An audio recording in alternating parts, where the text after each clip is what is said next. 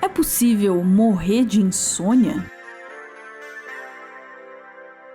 Dormir é uma coisa estranha. É um terço da sua vida no qual você não responde ao que acontece em volta, se move pouco e, de quebra, às vezes ainda cria histórias psicodélicas na sua cabeça. Pensa bem nisso.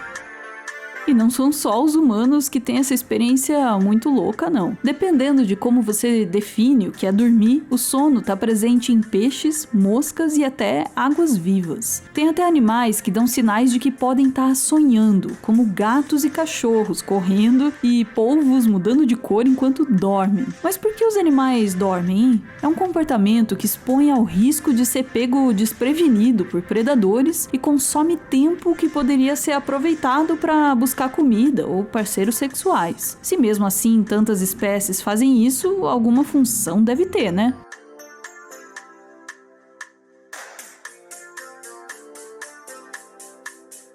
A verdade é que os cientistas ainda não sabem dizer ao certo qual é a função que levou ao surgimento do sono, porque ele tem várias funções. A gente ainda não tem como saber qual delas levou o sono a surgir e quais surgiram para aproveitar esse sono que já existia. A primeira proposta feita para explicar a função do sono é a economia de energia. De fato, nós gastamos menos energia durante o sono e já notamos que alguns animais dormem mais quando o ambiente em que vivem fica desfavorável. O sono também pode ter uma função imunológica. É natural dormir mais e ficar um pouco mais abatido quando a gente está doente. E a falta de sono tem um impacto bem negativo no sistema imune. A sua avó tá certa quando ela manda você ficar na cama quando tá doente. As outras funções propostas para o sono estão mais ligadas ao cérebro. As sinapses, que permitem a comunicação entre os neurônios, se fortalecem bastante durante o dia. Durante o sono, a maior parte delas é recalibrada para começar o próximo dia nos níveis normais. Algumas poucas continuam fortalecidas, e não é coincidência, são justamente aquelas envolvidas em manter as nossas memórias e as coisas que a gente aprende. Não é à toa que problemas de memória são comuns em pessoas que não dormem o suficiente. Durante o dia, os neurônios também produzem metabólitos, moléculas que são os restos, o lixo gerado pelo funcionamento dos neurônios. Esses metabólitos se acumulam no líquido cefalorraquidiano e são levados embora pelo sistema linfático. Pesquisas recentes mostram que esse processo é bem eficiente durante o sono. Diante disso tudo, fica ainda a dúvida. E se a gente parar de dormir, o que acontece, hein?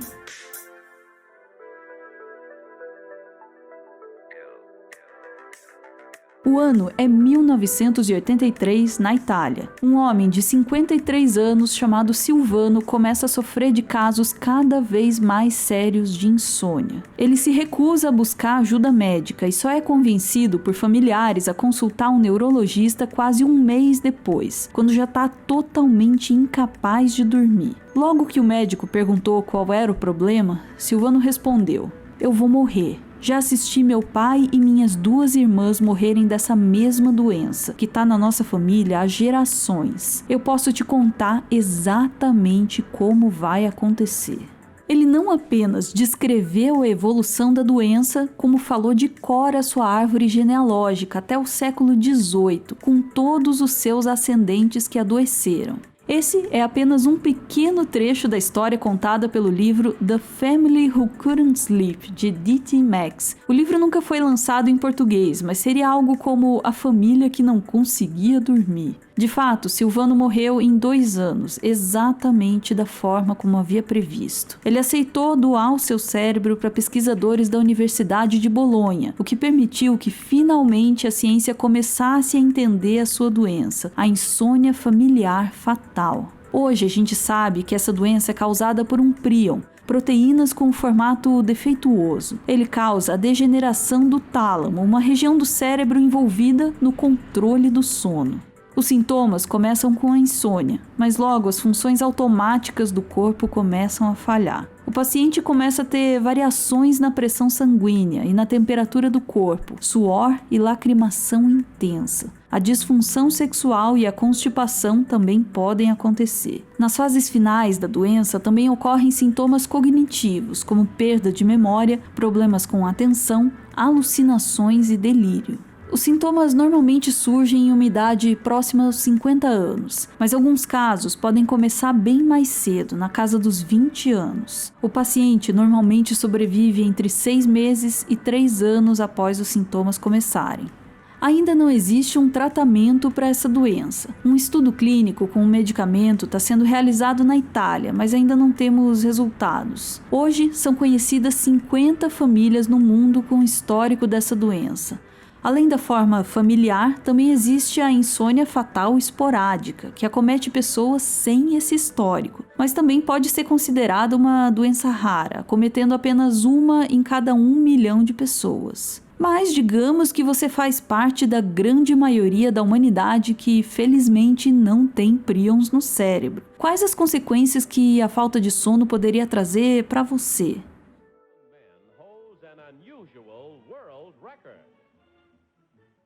O recorde de mais tempo sem dormir sem príons é de Randy Gardner. My name is Randy Gardner.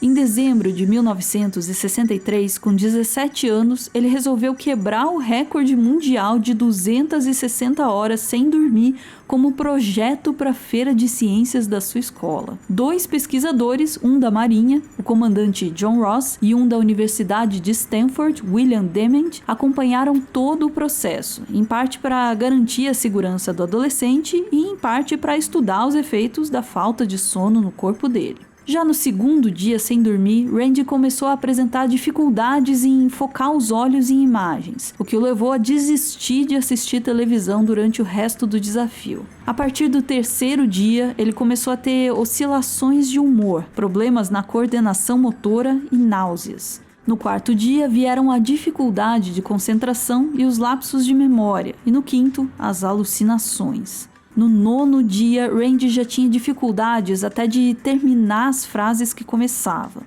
O experimento se estendeu até o 11º dia, quando ele entrou para o livro Guinness dos Recordes após 264 horas acordado. Randy ainda hoje detém o recorde, não porque ninguém nunca pensou em superá-lo, mas sim porque a organização decidiu não registrar mais esse recorde por considerá-lo perigoso demais. Sim, a mesma organização que desde então deu prêmios para um piloto que dirigiu um carro a mais de 1.200 km por hora, para um artista circense que atirou 102 facas em volta de uma mulher em 1 minuto e para um motorista que saltou mais de 50 metros com um caminhão. Essa instituição considera que ficar mais de 11 dias sem dormir é perigoso demais. E a verdade é que eles não estão de todo errados. Não existe nenhum registro de um ser humano que tenha morrido diretamente por falta de sono sem ser acometido por uma doença como a insônia fatal. Mas estudos realizados em outros mamíferos mostram que Randy pode ter chegado perigosamente perto.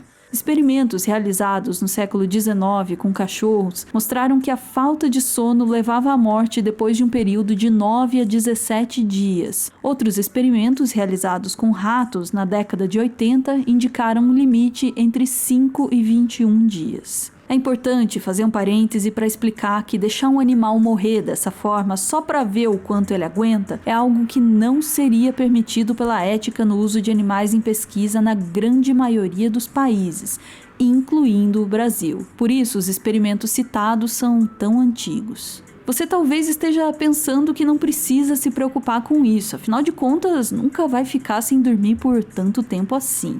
Mas quando a gente olha para as mortes que podem ser atribuídas indiretamente à perda de sono, a gente vê que o limite de tempo pode ser bem menor.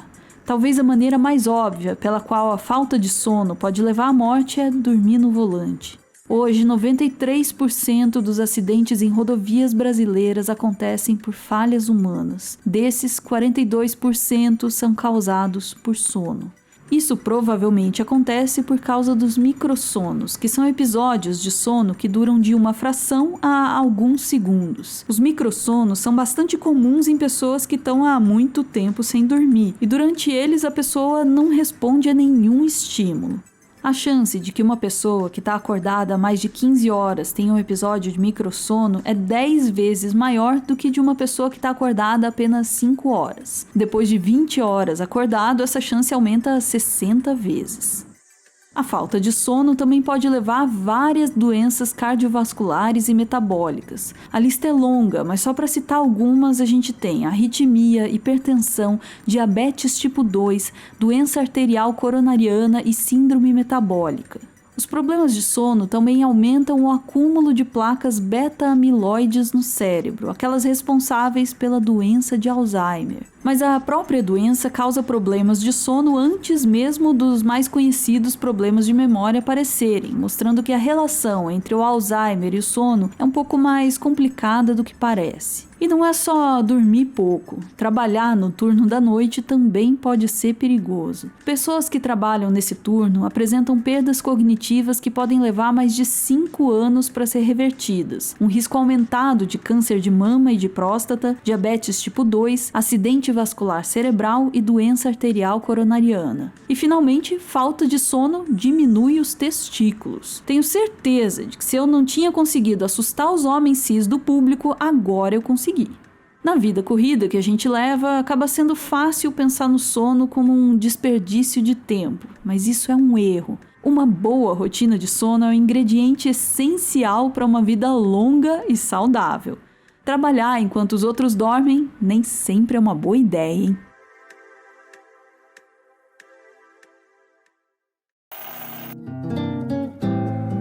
O roteiro do vídeo que você acabou de ver foi escrito pela Sofia. Ela está sempre arranjando novos lugares para falar de ciência.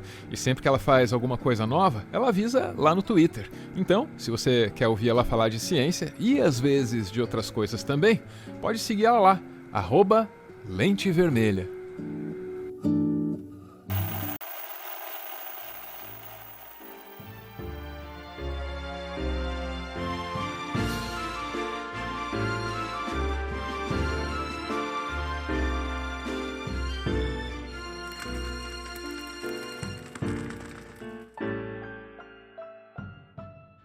Muito obrigado por ver esse vídeo até o final. O Meteoro é mantido graças a uma campanha de financiamento coletivo. Quem participa aparece aqui no finalzinho para receber o nosso agradecimento e para homenagear quem ama. Hoje a gente vê aí a Zingara acompanhado do namorado Lanx, que está de aniversário nesse 28 de maio e ganha a mensagem que segue da Zingara. Hoje é o aniversário do Lanx, meu Pedrinho, e eu tô tão feliz em ter encontrado a luz dos meus olhos, meu grande amor. Aquela pessoa que faz todas as músicas de bossa nova tocarem mais alto no meu coração. Cada batida de jazz mexer mais fundo comigo. Esse nerd absolutamente inteligente que tem um coração de manteiga e uma adoração bizarra por city pop. É o geminiano mais difícil e lindo que eu pude escolher amar. Obrigada pelas brigas no videogame, por dividir o sorvetinho comigo e pelo carinho imenso com o Bruce. Bubu e eu amamos você. Beijo, gente. Valeu!